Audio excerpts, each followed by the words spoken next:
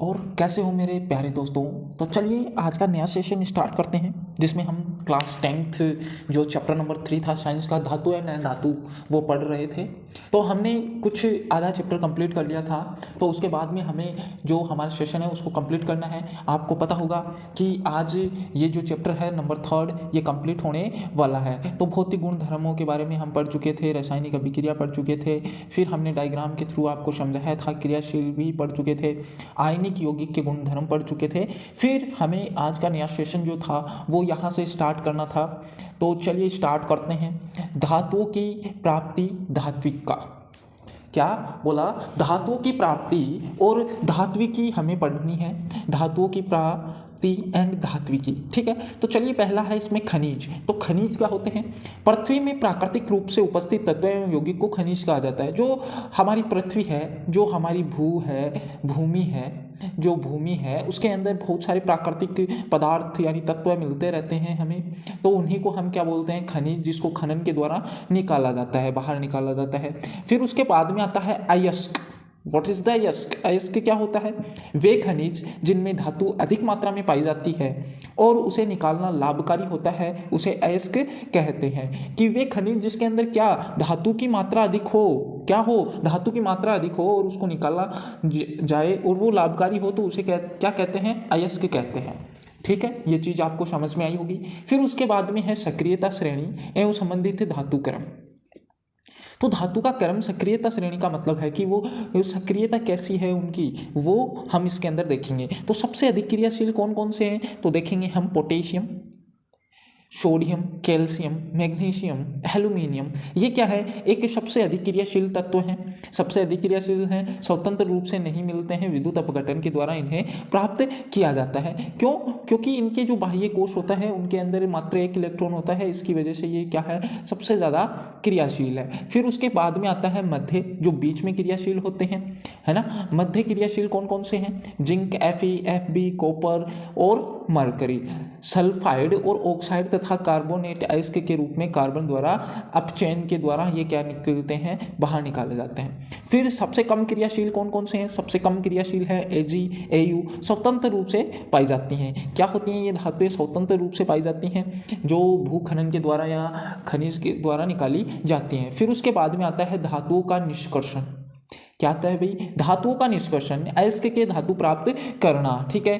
तो इसके अंदर पहला चरण आता है अयस्कों का संबंधीकरण, फिर धातुओं का निष्कर्षण, फिर धातु को परिष्कर्षण करना। तो अयस्क क्या होते हैं? अयस्क का सांद्रण करते हैं। तो देखिए सांद्रण कितने टाइप का होता है? 3 टाइप का। उच्च अभिक्रियाशील वाले धातु, मध्य अभिक्रियाशील वाले, फिर है निम्न अभिक्रियाशील वाले। तो उच्च अभिक्रियाशील में क्या आते हैं? गलित धातु का विद्युत अपघटन, कि जिसका गलित धातु जो होती है उसका विद्युत अपघटन। तो शुद्ध धातु प्राप्त होती है जब हम किसका? गलित धातु का विद्युत अपघटन करते हैं तो हमें शुद्ध धातु मिलती है। फिर मध्य क्रियाशील धातु कौन सी होती है? मध्य क्रियाशील धातु के अंदर देखना कि सल्फर अयस्क जो होते हैं वो क्या होते हैं? मध्य अभिक्रियाशील धातु होती हैं। और एक होता है कार्बोनेट अयस्क, जिंक CO3, जिसके अंदर कार्बन आता है, यहाँ पे सल्फर है तो सल्फर आता है। फिर है निम्न क्रियाशील अभिक्रिया। क्या है? निम्न क्रियाशील धातुएं कौन सी होती हैं? सल्फाइड अयस्क। क्या होते हैं भाई? सल्फाइड अयस्क। फिर इसके बारे में नीचे और दे रखा है, हमें देखते हैं कि सीना बार वायु और सीमित वायु, ये निष्पात और भंजन विधि और निष्पात विधि से क्या करते हैं? धातु का ऑक्साइड बनाते हैं। फिर क्या करते हैं? देखिए, फिर करते हैं धातु का ऑक्साइड करते हैं, फिर धातु में अपचयन होता है, फिर धातु का शोधन किया जाता है और इसमें देखो भंजन किया जाता है, फिर धातु बनाई जाती है, फिर परिष्करण किया जाता है। तो थोड़ा सा ध्यान से देखें इस चीज़ को, ठीक है। क्या बोला मैंने? कि ये इसमें है और ये चीज़ें इसके अंदर हैं, शामिल हैं, ठीक है। तो इनको आसानी से आप पढ़ सकते हो, मध्य अभिक्रियाशील एंड निम्न अभिक्रियाशील वाले, ठीक है। फिर उसके बाद में आता है अयस्कों के धातु निष्कर्षण से प्रयुक्त चरण हो गई हमारी। तो कुछ मुख्य महत्वपूर्ण परिभाषाएं, वेरी वेरी इंपॉर्टेंट, जो आपको याद होनी चाहिए, जो मात्र 1-2 नंबर की आ सकती है आपके एग्जाम में, तो इनको तैयार करना जरूरी है। जैसे गैन, पृथ्वी से खनिज अयस्कों से रेत, मिट्टी आदि जैसे कई अशुद्धियां पाई जाती हैं, जिन्हें गैन कहते हैं। क्या कहा जाता है? गैन कहा जाता है। फिर आता है भंजन। भर्जन क्या होता है? सल्फर्ड अयस्क को वायु की उपस्थिति में अधिक ताप पर गर्म करने पर यह ऑक्साइड में बदल जाता है। इस प्रक्रिया को भंजन कहते हैं भाई। और इसके कुछ एग्जाम्पल भी दे रखे हैं आपके पास में। एग्जाम्पल क्या दे रखे हैं, उदाहरण क्या दे रखे हैं। पहला एग्जाम्पल ये है, सेकंड एग्जाम्पल ये है। तो जिंक की जब सल्फर से जिंक सल्फर की हम क्रिया कराते हैं ऑक्सीजन से तापन विधि द्वारा, तो क्या निकलता है, जिंक ऑक्साइड निकल जाता है और SO2 बाहर निकलता है। फिर HGS की क्रिया हम कराते हैं ऑक्सीजन से तापन विधि द्वारा, तो HGO और SO2 बाहर निकलता है। ये चीज़ें आपको इंपॉर्टेंट हैं, ये जो चीज़ें हैं ये आपको याद होनी चाहिए। फिर उसके बाद में आता है निष्पातन। निष्पातन क्या होता है, तो ध्यान से देखिए निष्पातन क्या होता है कि कार्बोनेट अयस्क को सीमित वायु में अधिक ताप पर गर्म करने पर यह एक ऑक्साइड में बदल जाता है भाई, ठीक है। फिर क्या है कि इस प्रक्रिया को निष्पातन कहते हैं। किस प्रक्रिया को, जब कार्बोनेटिक अयस्क जो होते हैं वो सीमित वायु में अधिक ताप पर गर्म करने पर क्या हो जाते हैं, ऑक्साइड में बदल जाते हैं, तो इस प्रक्रिया को निष्पातन कहते हैं। जिंक CO3 की क्रिया जब तापन से कराते हैं तो जिंको प्लस कार्बन डाइऑक्साइड बाहर निकलती है। ये अभिक्रिया आपको एग्जाम्पल के तौर पे दी हुई है। फिर उसके बाद में आता है अपचयन। अपचयन क्या होता है, धातु ऑक्साइड से कार्बन जैसे अपचायक का उपयोग कर धातु प्राप्त की जा सकती है। अपचयन क्या होता है, जब धातु ऑक्साइड से कार्बन जैसे अपचायक का उपयोग कर धातु प्राप्त की जाती है। जब धातु ऑक्साइड से कार्बन की क्रिया करवाई जाती है तो हमें धातु प्राप्त होती है, जैसे कि इसमें दे रखा है एग्जाम्पल में आपको। फिर होता है धातुओं का परीक्षण। धातुओं का परीक्षण कैसे करते हैं भाई, धातुओं का परीक्षण, धातुओं से अपद्रव्य को हटाने के लिए सबसे अधिक उपयोगी विधि विद्युत अपघटनीय परीक्षण है, ठीक है। धातुओं से अपद्रव्य हटाने की सबसे जो अधिक महत्वपूर्ण और उपयोगी विधि है वो कौन सी है, विद्युत अपघटनीय विधि। तो इसके बारे में थोड़ा सा डिस्कशन कर लेते हैं कि विद्युत अपघटनीय जो विधि है वो कैसे काम करती है। तो आप देख सकते हैं कि ये आपके पास एक डायग्राम है जिसके अंदर एक कैथोड है, ये वाली कैथोड है, और ये वाली एनोड है। ये वाली एनोड दे रखी है आपके पास में, क्या दे रखी है, एनोड। तो क्या होता है यहाँ पे हमने कुछ जो देखिए अम्लीय सोल्ट डाल रखा है CuSO4, इसके अंदर अम्लीय सोल्ट है। ये टैंक ये बताने की जरूरत नहीं है। ये यहाँ पे देखो ये है अपद्रव, क्या है, अपद्रव एनोड पंख का, ठीक है। तो जो एनोड होती है वो शुद्ध होती है, लेकिन जो एनोड होती है वो अशुद्ध होती है, लेकिन कैथोड क्या होती है, शुद्ध होती है। और ये बैटरी के थ्रू यहाँ पे चिपका रखा है, और जब हम कुंजी को चालू करेंगे तो यहाँ से अपघटन होना स्टार्ट हो जाएगा। तो चलिए नीचे देख लेते हैं, आपको डायग्राम थोड़ा समझ में आ जाए कि हमने पूरी डिटेल लिख रखी है। कैथोड पर शुद्ध तांबा होता है और एनोड पे अशुद्ध होता है। फिर विलयन क्या लिया था हमने, CuSO4 तनु सल्फ्यूरिक अम्ल सूक्ष्म मात्रा में। विद्युत अपघटन से जब विद्युत धारा प्रवाहित की जाती है, जब विद्युत धारा हम कुंजी ऑन कर देंगे तो एनोड से अशुद्ध धातु विद्युत अपघटन में घुल जाती है। कि जो एनोड में अशुद्ध धातु थी ना वो क्या होगी, विद्युत अपघटन से अपघटित होकर घुल जाएगी। उतनी ही मात्रा में शुद्ध कॉपर विद्युत अपघटन से कैथोड पर निक्षेपित हो जाती है। कैथोड जो शुद्ध था तो इसमें एनोड में से जो अशुद्ध धातु थी वो तो विलयन में मिल जाएगी, और जो बचेगा शुद्ध धातु वो जाके जो कैथोड था उसके ऊपर चिपक जाएगी। अविलीय अशुद्धि एनोड तली पे निक्षेपित हो जाती है, जिसे एनोड पंख कहते हैं। ये अच्छी चीजें हैं जो आपको याद होनी चाहिए। फिर उसके बाद में आता है संसारण।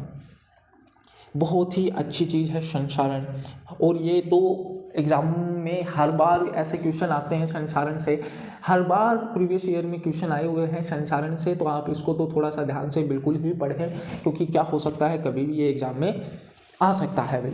तो देखिए धातु अपने आसपास अम्ल सांद्रता व वायु आदि से संपर्क में आने पर संसारित हो जाती है। तो इसमें पहला दे रखा है सिल्वर, कि वायु में उपस्थित सल्फर के साथ अभिक्रिया कर सिल्वर सल्फाइड बनाती है, जिसके कारण वस्तु काली हो जाती है। कि जो सिल्वर होता है, जो चांदी होती है, वो वायु के साथ अपघटित होकर, यानी कि सल्फर उसके साथ मिलकर क्या बनते हैं, सिल्वर सल्फाइड बना लेती है, सिल्वर सल्फाइड बना लेती है। तो वो क्या हो जाती है, जो चांदी की जो चेन होती है वो ब्लैक हो जाती है, काली काली हो जाती है। वो इसी कारण से होती है क्योंकि वायु के अंदर जो सल्फर होती है उससे अभिक्रिया करने लग जाती है और सिल्वर सल्फाइड बना लेती है। फिर उसके बाद में आता है कॉपर अर्ध कार्बन डाइऑक्साइड के साथ अभिक्रिया करके हरे रंग का कॉपर कार्बोनेट बनाता है। कॉपर भी क्या करता है, अभिक्रिया करता है किससे, कार्बन डाइऑक्साइड से, और क्या बना लेता है, हरा हरा। जैसे कि पहले के जैसे कि कोई पात्र थे तांबे के, तो वो हरे हरे हो जाते हैं। वो किस कारण से होते हैं, इसी कारण से, क्योंकि वो किससे क्रिया करते हैं, कार्बन डाइऑक्साइड से। और लोहे से थर्ड नंबर हमारा है लोहा। लोहा को तो सभी को पता ही होगा कि लोहे में क्या होता है, अर्धवायु से लोहे पे भूरे रंग के पदार्थ की परत चढ़ जाती है। जब ऑक्सीजन, लोहे पे ऑक्सीजन और अर्धवायु मतलब कि थोड़ा सा जल की मात्रा का, जब हम शुष्क वायु जैसे बोलते हैं, है ना, कि बूंदों का प्रयोग होता है जो लोहे के ऊपर, तो वो वहाँ से क्रिया करके फिर क्या बना लेता है, भूरे रंग का पदार्थ बना लेता है। संसारण से सुरक्षा कैसे की जाए, संसारण से बचाव कैसे किया जाए, तो आपको पता होगा लोहे पे जंग लगने से बचाया जा सकता है कैसे। पेंट कर सकते हैं, तेल लगाकर, ग्रीस लगाकर, यशद लेपन करके, क्रोमियम लेपन द्वारा, एनिडीकरण द्वारा, मिश्र धातु बनाकर, ऐसी कुछ चीज़ें बनाकर हम लोहे पे जंग लगाने से बचा सकते हैं। ठीक है। यशद, लोहे पे इस्पात को जंग से सुरक्षित रखने के लिए उस पर जस्त की पतली परत चढ़ाई जाती है। इसे यशद लेपन प्रक्रिया कहते हैं भाई, यशद लेपन प्रक्रिया कहते हैं। फिर उसके बाद में आता है मिश्र धातु। मिश्र धातु क्या होती है? मिश्र धातु दो या दो से अधिक धातु या धातु और अधातु के समांगी मिश्रण को क्या कहते हैं? मिश्र धातु। मिश्र धातु मतलब कि दो से ज़्यादा चीज़ें आपस में मिल जाती हैं तो वो मिश्र धातु बन जाती है। ठीक है। लोहा शुष्क मात्रा में कार्बन के मिश्रण के साथ लोहा कठोर और प्रबल हो जाता है। इस्पात देखो कैसे बनता है, लोहा प्लस निकल और क्रोमियम से।